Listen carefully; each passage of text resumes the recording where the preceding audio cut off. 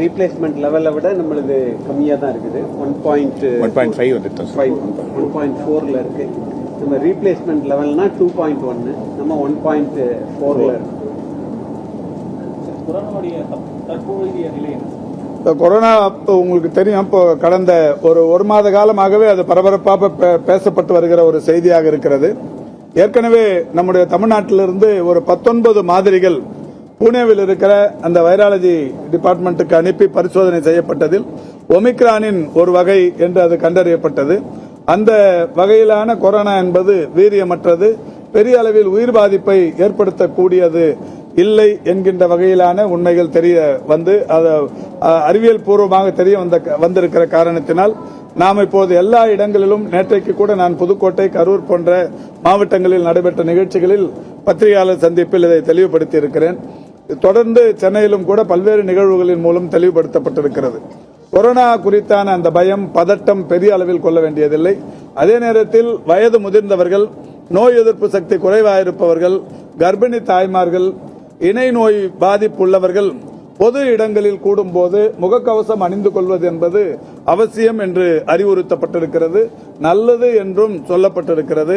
அந்த வகையில் இன்றைக்கு பலரும் கூட, குறிப்பாக நோய் எதிர்ப்பு சக்தி குறைவாக இருப்பவர்கள், இணை நோய் பாதிப்புள்ளவர்கள், கர்ப்பிணி தாய்மார்கள், வயது முதிர்ந்தவர்கள் பொது நிகழ்ச்சிகளுக்கு செல்லுகிற போது முகக்கவசங்களை அணிந்து செல்வதும், அடிக்கடி கைகளை சோப்பு போட்டு கழுவிக்கொள்வதும், தனிமனித இடைவெளியை கடைபிடிப்பதும் அவர்களுக்கு நல்லது என்று சொல்லப்பட்டிருக்கிறது. அது மட்டும் இல்ல, இப்ப தமிழ்நாட்டை பொறுத்தவரை மிகப்பெரிய அளவிலான நோய் பாதிப்புகளோடு தனியார் மருத்துவமனைகளுக்கு போகிற போதும் கூட கடைசி நேரத்தில் அவர்கள் இந்த பரிசோதனைகளை மேற்கொள்ளுகிறார்கள். அப்படி மேற்கொள்ளப்படுகிற பரிசோதனைகளில் ஒன்றாக கொரோனா பரிசோதனையை மேற்கொள்ளுகிறார்கள். அந்த கொரோனா பரிசோதனைகள் மேற்கொள்ளுகிற போது நான் ஏற்கனவே சொன்ன இந்த இணை நோய் பாதிப்புள்ளவர்கள், கர்ப்பிணி தாய்மார்கள், வயது முதிர்ந்தவர்கள், நோய் எதிர்ப்பு சக்தி குறைவாக இருக்கிறவர்களுக்கு இந்த கொரோனா தொற்று இருப்பதென்பது கண்டறியப்படுகிறது. அதை கண்டறியப்படுகிற அந்த ஒவ்வொரு நாளும் எவ்வளவு பேர் அந்த பாதிப்புக்குள்ளாகிறார்கள் என்பது துறையின் சார்பில் டிபிஎச் அவர்களின் மூலம் ஒவ்வொரு மாவட்ட நல அலுவலரும் கண்காணித்துக் கொண்டிருக்கிறார்கள். யாருக்கு இந்த கொரோனா பாதிப்பு வந்தது, பாதிப்புக்குள்ளானவர் தற்போது எந்த நிலையில் இருக்கிறார், ஒரு 3-4 நாட்கள் சிறிய அளவிலான இந்த உடல்நல குறைபாடுகள், குறிப்பாக அந்த இருமல், சளி, காய்ச்சல், தொண்டை வலி போன்ற பாதிப்புகளோடு இருப்பவர்கள் அடுத்த 4-5 நாட்களுக்குள் சகஜ நிலைக்கு திரும்பி விடுகிறார்கள். அதை தொடர்ந்து கண்காணித்துக் கொண்டிருக்கிறார்கள். இதோடு மட்டுமல்ல, மற்றவர்களுக்கும் கூட அறிவுறுத்தியது என்பது, நீண்ட நாள் காய்ச்சல் பாதிப்புகளோடு இருப்பவர்கள், நீண்ட நாள் சளி, தொண்டை இருமல் போன்ற அந்த பாதிப்புகளோடு இருப்பவர்கள் அக்கம் பக்கத்தில் இருக்கிற அரசு மருத்துவமனைகளுக்கு மருத்துவர்களினுடைய உதவி நாடி சிகிச்சை பெற வேண்டும் என்று சொல்லியிருக்கிறோம். இது எல்லா மாவட்டங்களிலும் இந்த அறிவுறுத்தல் சொல்லப்பட்டிருக்கிறது.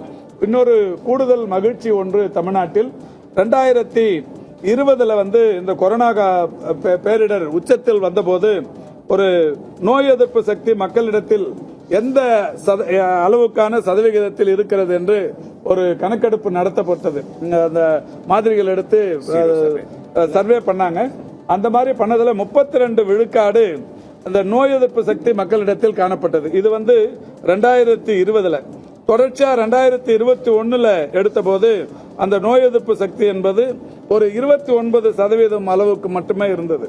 அதுக்கப்புறமா நீங்க பாத்தீங்கன்னா, இந்த நம்ம தடுப்பூசி போட்டது, இந்த மாதிரி பல்வேறு விஷயங்கள், இந்த மைல்டான கொரோனா தாக்கி அதனால அவங்க உடல்ல நோய் எதிர்ப்பு சக்தி தானாவே உயர்ந்து, அதை தவிர்த்து உடற்பயிற்சி, நடைப்பயிற்சி போன்ற பல்வேறு நிலைகளை மேற்கொண்டதன் விளைவு, உணவு பழக்க வழக்கங்களில் அவர்கள் ஏற்படுத்திக் கொண்ட மாற்றங்களின் விளைவு, அது படிப்படியாக உயர்ந்து ஒரு 70 விழுக்காடு வரைக்கும் இந்த நோய் எதிர்ப்பு சக்தி இருப்பது என்பது கண்டறியப்பட்டது.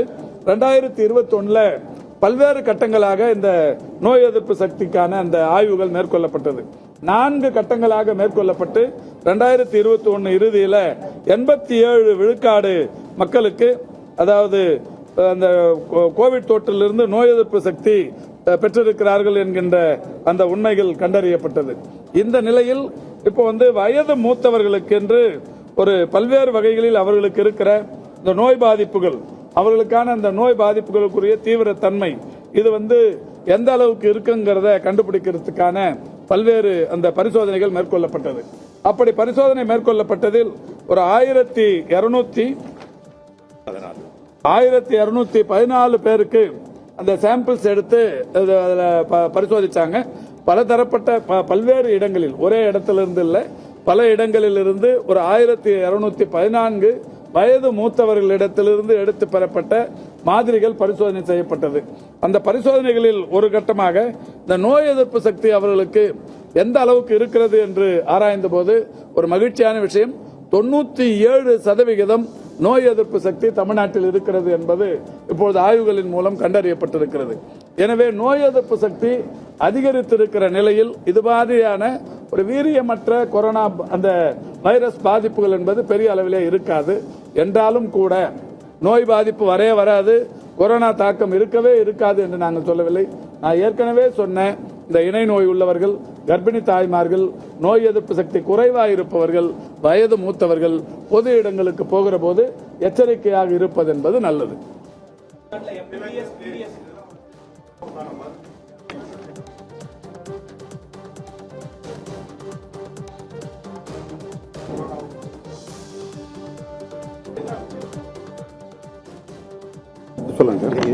இஞ்சி, தேன், இஞ்சி ஜெனரல் இம்யூனிட்டி தான், ஸ்பெசிபிக் சார். இது எல்லாமே வந்துங்க சார் ஜெனரல் இம்யூனிட்டி ட்ரக்ஸ், அவ்வளவுதான்.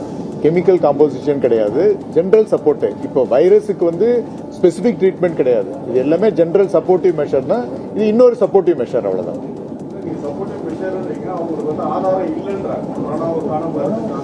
கொரோனாவுக்கான ஸ்பெசிபிக் ட்ரக் கிடையாது. ஆனா